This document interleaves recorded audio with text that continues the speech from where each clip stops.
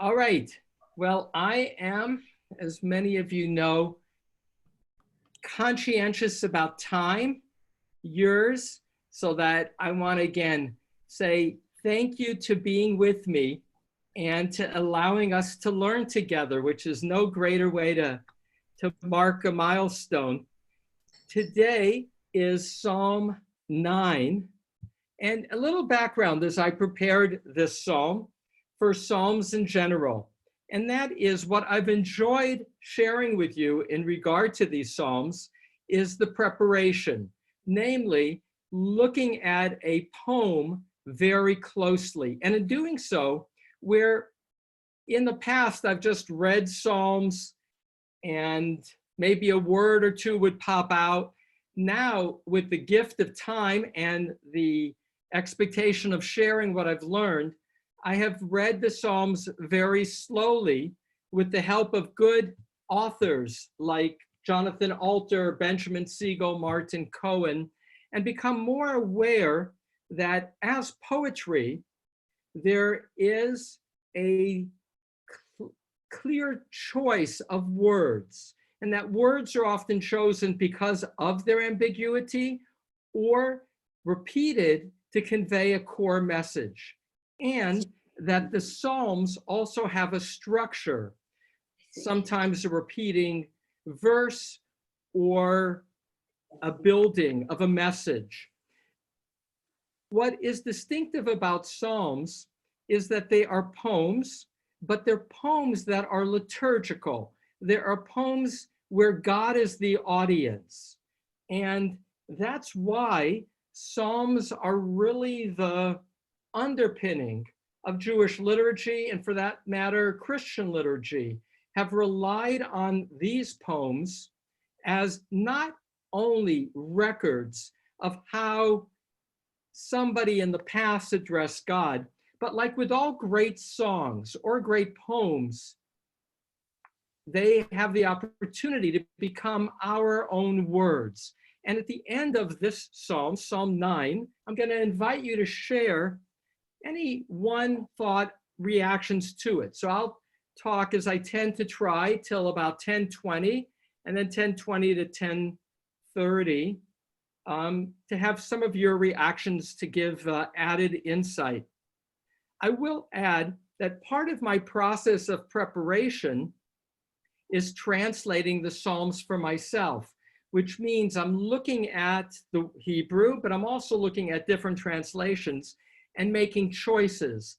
And overall, the choice that I've made in these translations is that to a reader, there is no gender for God or for the evil person, so that it can be read with a more contemporary ear in English as words worthy of making one's own. With that, let me this time just read the English, as it's a longer psalm. This is the longest psalm we've had until now, in that it's 21 verses. So read or listen. Hopefully you have a copy. Eric is going to put it up on the screen as well. And after reading it in English, I will go back and share some of my thoughts about it, some of the issues, and then have you react. For the lead player, Al-Mutlaben, a Psalm of David. I will thank Adonai with my whole heart. I will tell of all your wonders. I will rejoice and exult in you. I will hymn of your name, O Most High. When my enemies are turned back, they will stumble and perish at your presence.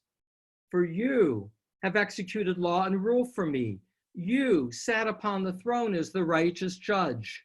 You have rebuked nations. You have destroyed the wicked. Their name you have blotted out forever and always. The enemy is finished.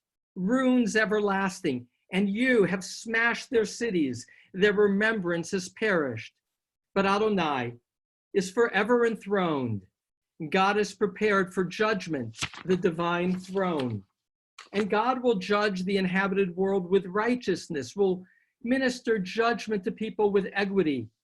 Adonai also will be a fortress for the oppressed, a fortress in times of trouble.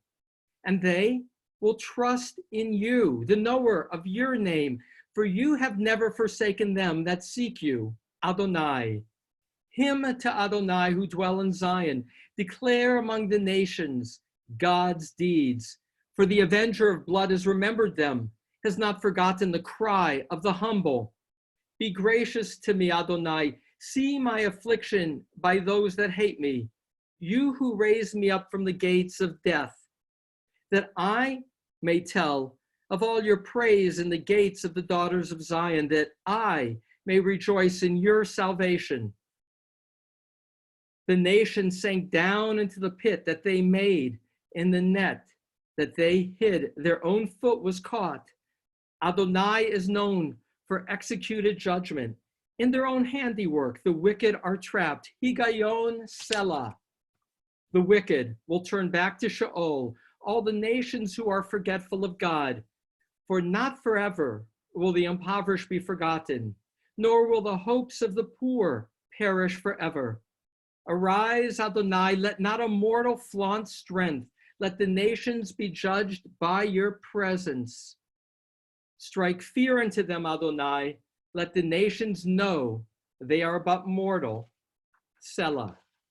So now some reflections on this poem. The first thing to note is that in reading it out loud, I was impressed to hear something I didn't in reading it to myself. And that is, particularly at the beginning of this psalm, the repetition of the word you. Clearly the psalmster is talking to God. And there's that sense of you, listen to me, you.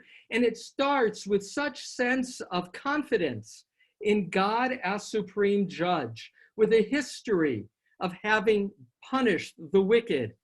And therefore, with that quality of the immediacy of God, there's a shift. And that shift is verse 14. Right in the center of that psalm, we see and hear the vulnerability of the psalter. Be gracious unto me, Adonai. See my affliction by those that hate me. You who raised me up from the gates of death. And note that it's the gates of death. You'll see why I emphasize that. It's not, he's like peering toward death. The gates are there, but he's not crossed those gates. And then verse 15, be gracious to me, right? And the word in Hebrew, chaneni, like the name Chana, is to be kind for no good reason, just because you are kind. So God, be kind to me, unjustifiably, if it be. And verse 15, that I may tell of your praise in the gates of the daughters of Zion, that I may rejoice in your salvation. Here too, a play on this gates. You have Sha'arei Mavet, the gates of death, and Sha'arei Vatzion, the gates of the daughters of Zion. So here he says, God, here's what's in it for you. And we've seen this also as a recurring motif, namely, God, on two levels, I want you to be gracious to me for me, but also because there's something good for you, which is my goal, God, is to praise you. My goal is not just to praise you, me to you, but my goal is to praise you in ways that those who sit in the gates will hear and be inspired to praise you too. And in doing so, by saving me, what I will be praising you for is the salvation, the shu'ah, a repeating word, your salvation, against my enemies. So at the center of this psalm, surrounded by a quality of faith in God, is his own vulnerability, his own yearning. And if you weren't pausing and reading it clearly, it might just sound like this is a psalm of praise. where it is at its core also a psalm of petition. And then verses 16 and 17 are as if in quotation marks. And this is what the praise is that he wants to sing in the gates.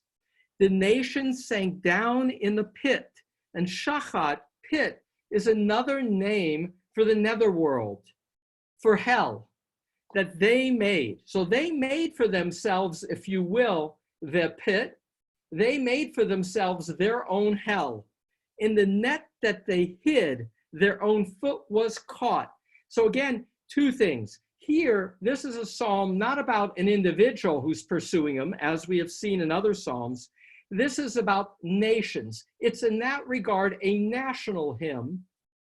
And the nature of these nations is they are deceptive. They plant traps, but these traps ultimately are their own undoing. And then verse 17, Adonai is known for executed judgment. In their own handiwork, the wicked are trapped. So again, this quality of the enemy being caught or the enemy being trapped by their own deceptive ways. And then this word higayon sela. Higayon normally just remains higayon. Alter doesn't comment on it. But Malbim, who's a 19th century Russian rabbi, will say, higayon in Hebrew can be reason or reflection, meaning higayon, let that be reflected on, sela. And then sela, we see that reoccurring both in this psalm, but in many psalms, is a musical notation, a reminder that psalms were composed to be sung, often with musical instruments. So in this case, I'll go to the very beginning. This is Lemenatseach, which henceforth, I'm going to correct it on this also when it gets posted, is conductor. It's often, because it's not clear what it means, the word Menatseach, the first word of the psalm, Psalm verse 1. So if you scroll to verse 1, Haminatseach, sometimes as a lead player, chief musician, but in modern Hebrew, Minatseach is the conductor. And as I continue to translate, leaning to making it more generic. Now take this word, Almut Laben. That doesn't appear elsewhere. What does Almut Laben mean? Alter, who I often quote, he's a professor at Berkeley who has a separate book on Psalms, but he recently finished translating all of Tanakh. He's a literature professor at Berkeley. He says Almut Laban, it's a musical instrument that's obscure. But for the rabbis, for Psalms, there's often a tendency to want to link it to a historic moment. So here's some different choices. Rashi, the great commentator of the 11th century of France, he says Laban is a foe who lived during King David's time, who had great successes, and David is responding in victory. He's challenged to say, but we don't find such a person, Laban, mentioned anywhere, to which Rashi would respond, well, that doesn't matter. Radak, David Kimchi, living in Spain in the 13th century, he says, who is this referring to? The Mut Laban, the death of Laban, which can be the white one. He says it's Goliath and the Philistines, hence a psalm written by a young David and responding to an enemy of the people of Israel. Al-Sheikh, a later commentator, says, no, this is for the death of the son, and the son of David's who died was a son born from his adulterous relationship with Bathsheba, which you can find in 2 Samuel, 1 Samuel 17, and then his death in 2 Samuel 12. And that he's responding again as a middle-aged David to the loss of a son. I mention that in that these inscriptions of Psalms for the reader are usually obscure, and for traditional commentators prompt a linking to a particular time, but aren't necessarily so. And that leads me to another piece, and that is Psalm 9 for Benjamin Siegel. He entitles it An Unfinished Symphony, and he links it to Psalm 10, which we'll look at tomorrow in our half hour. Here in Psalm 9, it begins first as an acrostic, in alphabetical. So verses 2 and 3 start with Aleph, Daled. The fourth verse starts with a Bet, and the sixth verse is a Gimel, and then you have Daled is skipped, but 7 is the letter Hey, Chet is the letter Vav, and then verse 12 is Zion, verse 14 is Chet, and verse 16 is Tet. So if you take those verses, there's an acrostic, but it stops at the letter Tet. And you'll see tomorrow that chapter 10 will begin with the letter Lamed. So it'll pick up the acrostic, as if Psalm 9 and 10 were originally one larger psalm that got split into two. Tomorrow, in greater depth, I'll analyze the pros and cons of seeing Psalm 9 and Psalm 10 as two separate or combined psalms. What is to know is that Psalm 9, in contrast to Psalm 10, is about the nation and its enemies. Martin Cohen, who used to be the rabbi at Temple Eilat, a dear friend, has a book on Psalms, and he imagines this writer as looking at history and saying those who were Israel's enemies in the past, verse 7, you smashed their cities, their remembrance has perished. The greatest curse is that your memory will be obliterated. And so that is here at the core also, verses 6 and 7, and that this Psalter is looking at the past and saying, God, we now have this enemy, this national foe, but we know history, and we know that you are a God of justice. And as our enemies in the past have been obliterated, not just physically with their cities gone, but even their memory obliterated, so may you bring justice. And the theme of justice supreme or judge supreme, that's kind of a riff on, there's a jazz song by John McLaughlin and Carlos Santana called A Love Supreme. And as I was reading this, that keeps getting repeated, a love supreme, a love supreme. And as that repetition of a love supreme was resonant in my mind, that seemed to me to be a repetition throughout Psalm 9, a judge supreme. We have a national enemy, a judge supreme. Help me out, help us out. But help us out so that we can sing your praises. And the closing lines, a reminder of this word, enosh. It gets repeated in verses 20 and 21. Enosh. The word enosh means mortal. Arise, Adonai, let not a mortal flaunt strength. Let the nations be judged before your presence. Strike fear into them, Adonai. Let the nations know they are but mortal. Selah. Did I lose you? Are you there? Damn it. Nah. We're here. Oh, you are good. Yeah. Your picture has disappeared because of a phone call that came in on my phone. Now, I just need to 1 second. All right, I'm just going to keep talking as long as you can hear me. And so to conclude this, verses 20 and 21, contrast human mortality. Look at verse 18. The wicked will turn back to Sheol, all the nations who are forgetful of God.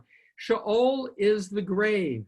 So they who are but mortal, they return to the grave. But you, God, you are supreme. You are a judge, and your judgment will endure. With that, we have now some time. Again, I'm not sure why, and this is my learning curve, how to get the picture back. 1 second. If you, Rabbi, if you go to the bottom of your screen and you'll find the Zoom icon, just click on that, the very bottom of your screen. Okay, 1 second. Okay, now you're back. I just have to go down. Carl, thank you. You're welcome. All right. And at the end, I don't want to forget, we have Kaddish to say for Carl's mom today at the very end. So now that I can see you again, I'm refocused. And what are some of what resonates or grabs you in hearing Psalm 9, which I called a judge supreme? Rabbi, a couple of things. Okay. First, I hate to. Shelby, just pick one because of limited time. Pick one thing you want to emphasize. Go ahead, Shelby. This is Alex. I Love Supreme is a album by John Coltrane. It's like the St. Matthew's Passion of jazz. It's the greatest jazz album ever recorded. So, you know, your guys were doing a cover of that. So I just That's okay. John Coltrane? Yeah. See? I Love Supreme. Gotta listen. It's a John Coltrane song. You're right. Okay, Yeah. Go ahead. Thank you, though. And the second thing is where it says you fall into your own traps. It strikes me like Wile E. Coyote. I think I'm wondering if Warner Brothers cartoons were inspired by this song. Wile E. Coyote falling into his own traps. Yeah. So that image, Alex, of the evil fall into their own traps, we saw in, I think, Psalm 4. And tomorrow is probably the most focused description of who are the wicked. Psalm 10. I really enjoyed preparing that one. So I'm encouraging you. It's the complement to this. This is the national enemy. Tomorrow, Psalm 10 is about the individual threatened by the wily foe and falling into their own traps, as we're seeing, is a key theme of the Psalter. Thank you, Alex. And I make note of the John Coltrane correction. Other reactions? I've got a layman's perspective because this is all relatively new to me, the Psalms. So I'm looking at it and it just seems like someone who wrote it is just really angry, like wants revenge almost. So angry at any injustice that was done to him or her. And that's why they're just perseverating on the vengeance that the person wants. But then also where, I don't remember what verse it was, where towards the end, where he mentions his own death, like bring me up from the gate. So maybe he's mentioning that he is, okay, it's right, forgotten, the raise me, so 14. So see my affliction by those that hate me, you will raise me up from the gates of death. So so to me that sounds like he's also saying that I'm not perfect, so I'm gonna die like they are too, but raise me, don't raise them. So 2 thoughts, Carl, in response. And that is the first part of what you shared, and that's the quality of anger. Look at verse 6, and there's 3 verbs that are rising in magnitude. Ga'arti goyim, you have rebuked nations. Ibadata rasha, you destroyed the wicked. Shma machita le'olam va'ed, their name you have blotted out forever and always. So you can see rebuke, destroy, and just, blot them out. And that quality of increasing description of God's crushing the enemy clearly comes from a place of deep pain and deep anger. Hurt, they say that anger is hurt externalized. There's a lot of pain that this enemy has created that's evident, as you say, Carl, in the kind of verbs used here of description. And last, there is a contrast between being in verse 14 for him at the gates of death and the enemy who, in two different words, verse 16 and verse 18, the word shachat and sheol are words for the grave or for the netherworld, even for hell, that he sees the enemy going to. So strong language of life and death, him feeling threatened by death, and strong verbs for God to damage that enemy. One more comment to react to the psalm. Hi, can you hear me? Yes, and this is Hal. Yeah, hi. Go ahead, Hal. The images in this psalm at the beginning, especially, are very violent about God being a warlike figure. But then, beginning in 8 and 9, the idea of judgment and being a judge, that's a new theme coming into the psalm, and it's repeated at the very end. Nations are going to be judged before. So there's a kind of rational kind of base for this violent figure of God. So that's a very important point that Hal is emphasizing, and that is that in contrast to God being out of control with violence, God is executing judgment, is the message here. I'll add one more verse, Hal, to your comment, and that's already with verse 5, so that it begins, so it goes verse 5, verse 8, verse 17, and verse 20. All have the word judgment. The word judgment appears in this psalm 6 times. Din, which is another word for judgment, appears once. Tzedek appears twice. If you add up shofet, din, and tzedek, judge, law, and righteous, that equals 9, and God's name is mentioned 9 times in this psalm as well. So that God is identified with being a source of justice.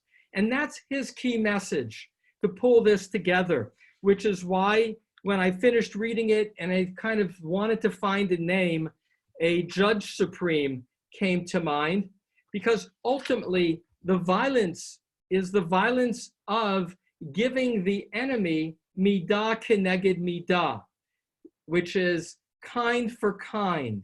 This is an enemy who is violent, and God gives a just response, which is a violent punishment for this violent enemy of the nation. So to pull this together, Psalm 9 and Psalm 10 are linked as one psalm in the Septuagint, the early Greek translation of the Bible, and as a result, also in the Vulgate, which is the early Latin translation that Christians traditionally used. And Rashi in the Talmud will also say Psalm 9 and Psalm 10 are linked. Tomorrow, I look to examine Psalm 10. It's shorter, and I find it stirring in terms of its description, back to Carl Bendroff's comment, of the wiliness here of the evil person and the trap that they create for others, and the arrogance and how they relate to others. But Psalm 9 also stands on its own, and it stands on its own as a national hymn, but by a psalter who says, God, save me so that I can praise you in the gates, so that Israel will sing of your salvation. As I started, the Psalms are religious poems. They are poems to God, and in that way give us the opportunity to tap into our own need to express gratitude to a source greater than us, to seek justice in the world that often seems unjust, but with the faith that justice will win out. So as I conclude my birthday celebration, I want to wish Sue Stern, who's on the screen, a happy birthday. We share April 21st. Nice to be able, Sue, to wish you a happy birthday as well. I want to thank all of you for having given me this party of study on a happy day. So to all of you, I hope you come back to see what Benjamin Siegel calls an unfinished symphony, which is Psalm 10, that is part of today's study. Again, thank you. Have a good day. Oh, Happy birthday. Carl Bendroff. Happy birthday, Rabbi. Thank you, but before I Happy go birthday. say, Carl Bendroff is going to do Kaddish. Carl Bendroff, do you have Kaddish? Yes, I do. All right, go ahead, and that gives us the opportunity to do a mitzvah. Okay. Do you want me to do it with you? Yes, I do. Definitely. Okay, let's. Okay. Yitgadal, Yitgadash Shemei Rabbah, Amen. Yalma Divra Kirute, V'yamlich Malchutei, V'chayechon U'vyomechon U'chaye V'chol Beit Yisrael, V'agalau V'zman Kari V'imru Amen. Yehi Shmei Rabbah Barak le'olam, amen. Yitbarach v'yishtabach, v'yitba'ar v'yitromam v'yitnaseh, v'yitadar v'yitaleh v'yitalal, shemei d'kudsha b'richu, le'ela min kol birchata v'shirata, tushbechata v'nechamata, yamiran b'yalma v'imru amen. Amen. Yehi Rabbah Nishmaya, V'chayim aleinu v'kol Yisrael v'imru amen. Amen. Say shalom v'ramah, hu ya'aseh shalom. Aleinu v'kol Yisrael, kol yoshvei tevel v'imru amen. Amen. Thank you. Have a good day. Thank you and have